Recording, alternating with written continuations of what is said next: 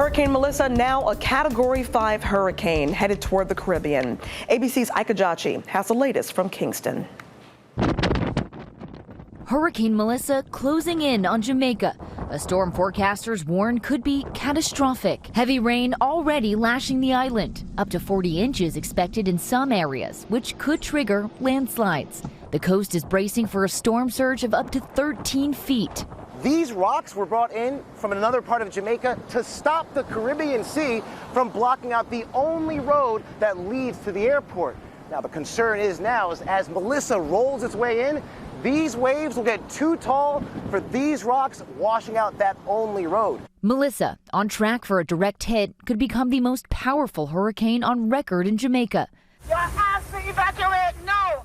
People scrambling to evacuate, while others try to stock up on essentials. I was hoping to get some bread, but the shelves are empty. Melissa has already claimed multiple lives in the Caribbean, including 3 in Haiti, where the storm flooded streets and destroyed homes. It also left a trail of destruction across the Dominican Republic, forcing crews to evacuate pets from these flooded homes. In Florida, volunteers have been preparing aid boxes containing food and other basic necessities to help families across the Caribbean. The impact is going to be so difficult with persons having to be without the necessary essential items. These families' necessity kits will at least help them get through a few days.